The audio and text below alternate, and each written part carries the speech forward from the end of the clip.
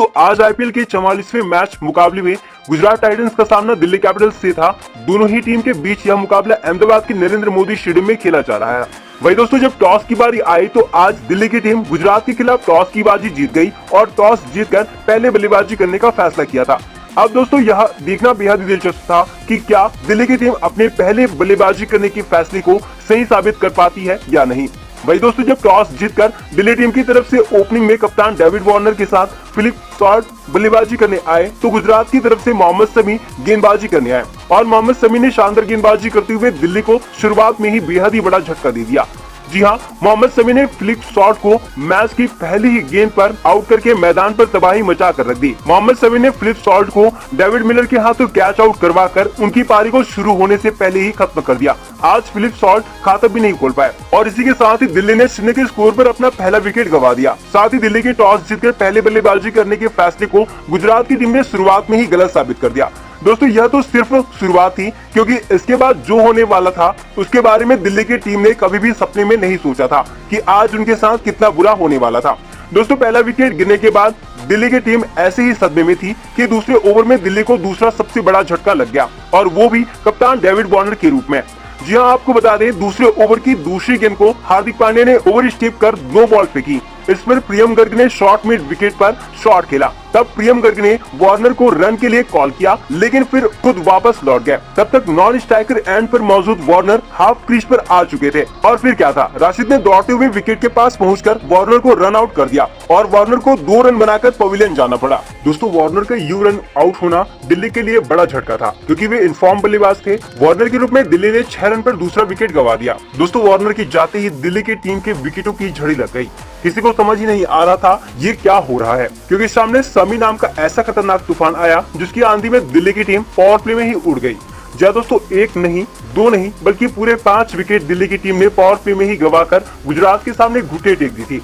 दोस्तों दिल्ली की टीम को सदमा देने में शमी का बड़ा हाथ था, जिन्होंने कहर बरपाती गेंदों से पावर प्ले में ही 4 बल्लेबाजों को पवेलियन भेजा।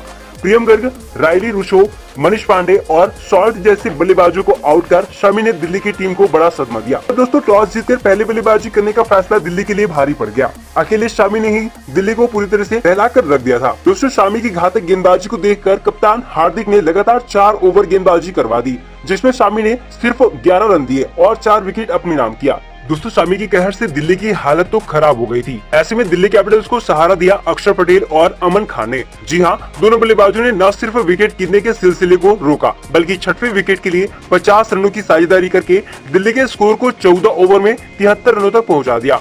अब दोस्तों दिल्ली की टीम यहां से एक सम्मानजनक स्कोर तक पहुंचती दिखाई दे रही थी। उससे पहले मोहित शर्मा ने 14वें ओवर में अक्षर पटेल को राशिद खान के हाथों कैच करवाकर न सिर्फ इस साझेदारी को तोड़ा बल्कि दिल्ली की उम्मीदों को भी बड़ा झटका दिया। अक्षर पटेल ने 30 गेंदों में 27 रन बनाए। दोस्तों अक्षर के बाद अमन खान ने दिल्ली की पारी को संभाला और एक सम्मानजनक स्कोर पहुंचाने में भी बड़ी भूमिका निभाई। जी हां, अमन खान ने 44 गेंदों में 50 रनों की महत्वपूर्ण पारी खेली और रिपल पटेल के साथ मिलकर 7वें विकेट के लिए 53 रनों की ताबड़तोड़ साझेदारी करके दिल्ली के स्कोर को 19 ओवर में 126 रनों तक पहुंचा दिया। हालांकि अमन खान पारी को समाप्त नहीं कर पाए। 19वें ओवर में राशिद खान ने कैच करवाकर अमन की पारी का अंत कर दिया। वही दोस्तों अमन के अलावा रिपल पटेल ने भी 13 गेंदों में 23 रन की ताबड़तोड़ पारी खेलकर दिल्ली को लड़ने लायक स्कोर तक पहुंचा दिया। दिल्ली ने पावर प्ले के बुरे सपने से उबरते हुए 20 ओवर में 8 विकेट के नुकसान पर 130 रन बनाने में कामयाब हो गई। वही दोस्तों छोटे से लक्ष्य का पीछा करते हुए गुजरात की शुरुआत भी बेहद खराब रही। गुजरात की तरह दिल्ली के गेंदबाजों ने भी शानदार गेंदबाजी करते हुए पावर प्ले में ही गुजरात को बैकफुट पर ढकेल दिया। गुजरात के लिए पारी की शुरुआत करने आए शुभमन गिल और रिद्धिमान शाह अपनी टीम के लिए रन जोड़ पाते कि उससे पहले ही दिल्ली ने इस जोड़ी को पवेलियन भेज दिया।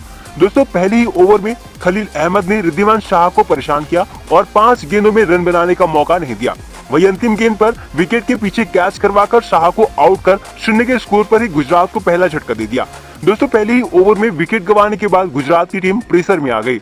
ऐसे में खुद कप्तान हार्दिक पांड्या टीम को संभालने तीसरे नंबर पर बल्लेबाजी करने आ गए और आते ही ताबड़तोड़ शॉट लगाकर दबाव को वापस दिल्ली की टीम पर डालने की कोशिश करी। दोस्तों एक छोर पर हार्दिक अच्छी बल्लेबाजी कर रहे थे, लेकिन दूसरे छोर पर दिल्ली के गेंदबाज गुजरात को झटके पर झटका देते चले गए।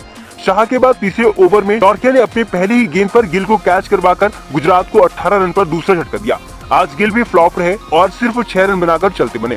दोस्तों दिल्ली के गेंदबाज यहीं पर नहीं रुके। 5वें ओवर में जहां ईशांत शर्मा ने विजय शंकर को बोल्ड करके 26 रन पर गुजरात को तीसरा झटका देकर पावर प्ले को दिल्ली के नाम कर दिया। दोस्तों धाकड़ बल्लेबाजों से सजी गुजरात की टीम पावर प्ले में सिर्फ 31 रन बना पाई और 3 विकेट भी गंवा दी। वही 3 बड़े झटके से गुजरात की टीम उबर पाती कि पावर प्ले के बाद गेंदबाजी करने आए कुलदीप यादव ने खतरनाक बल्लेबाज डेविड मिलर को बोल्ड करके मैच को पूरी तरह से रोमांचक बना दिया। मिलर को बिना खाता खोले ही पवेलियन वापस जाना पड़ा और इसी के साथ ही गुजरात की टीम भी छोटे टारगेट का पीछा करते हुए मुसीबत में फंस चुकी थी। ऐसे में दोस्तों कप्तान हार्दिक पांड्या और युवा बल्लेबाज अभिनव मनोहर ने गुजरात की लगातार विकेट गिरने के सिलसिले को रोका और धीरे धीरे साझेदारी को आगे बढ़ाते हुए गुजरात के स्कोर को 14 ओवर में 71 रनों तक पहुंचा दिया। हालांकि दिल्ली के गेंदबाज भी विकेट नहीं ले पाए तो ज्यादा रन भी नहीं दिए, जिससे दिल्ली की टीम भी इस मैच में बनी हुई थी क्योंकि गुजरात को अंतिम 6 ओवर में 60 रन बनाने थे। ऐसे में ये मैच किसी भी तरफ जा सकता था। हालांकि गुजरात की अच्छी बात ये थी कि कप्तान हार्दिक पांड्या 41 रन बनाकर एक छोर पर खड़े हुए थे। मतलब जब तक हार्दिक क्रीज पर खड़े रहेंगे तो गुजरात की जीत तय है। ऐसे में अगर दिल्ली को ये मुकाबला जीतना था तो हार्दिक को आउट करना बेहद जरूरी था। ऐसे में दोस्तों देखना बड़ा दिलचस्प था यहाँ से कौन बाजी मारता है।